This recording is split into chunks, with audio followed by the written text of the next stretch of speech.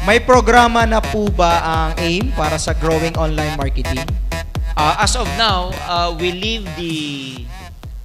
the program sa kanya-kanyang grupo. Kung mapapansin nyo po ang AIM, ang management, yung galing sa amin na training open for every group, for everyone, wala kaming ganung program because we want it to be safe for everyone, Roy. Yeah. Safe in the sense na may grupo kasi na ang thrust nila, yung lakas nila, nasa offline marketing. Yes. Meron tayong mga grupo na traditional pa rin ang ginagawa, like yung home party, OPP sa coffee bean, one-on-one, centering. Yan yung tinatawag nating offline. Merong mga umuusbong na grupo, although in our numbers, siguro mga 30% or even less of distributors nasa online. More or less, mga nasa 75% to 80% pa rin ang traditional. So 20% lang yung nag-online. So in terms of that, the program, ayaw namin na mag-spearhead yung company na i-open for all yung online para hindi ma-defocus yung mga nag-offline. Yes. Nakuha nyo siya? Kasi mamaya niyan, itong mga nag-offline, masyadong ma-overwhelm sa online, pabayaan na nila yung kanilang offline marketing. Yung online naman, kaya naman kami kampante na lalo silang mag-grow because yung mga nag-online marketing, meron silang mga responsible upline leaders who take charge of the program to train their groups down the line in terms of online marketing.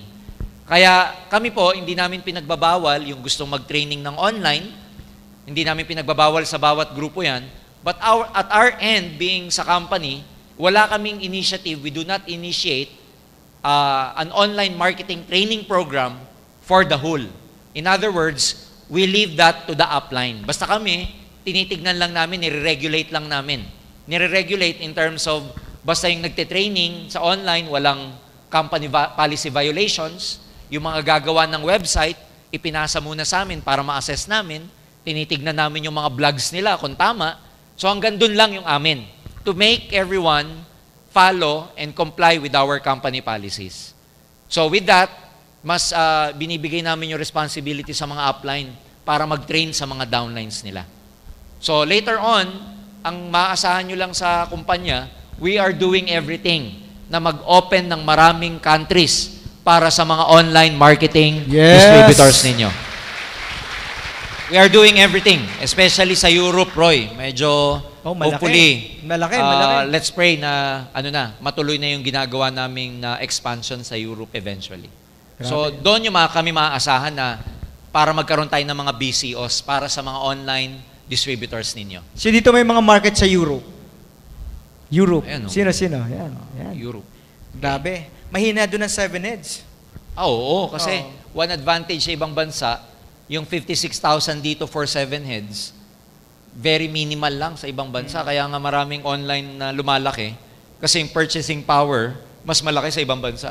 Yung Italy, sir, talagang 7 heads naman eh. Walang 1 head eh. Wala parang pa nag-1 head ka doon, baduy ka. Kaya rin parang... Ha? Didiscriminate ka? Ha? 1 head ka lang? So parang hindi... Parang hindi ka low end ka. So, parang 7 hindi heads ka in, talaga. no? Pag Gusto nyo ba yun? Lahat sa ilalim mo 7 heads?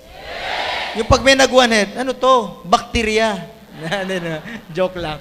So, sarap nun, di ba? Nakita mo puro 7 head, puro plus out ka araw-araw. Ayan.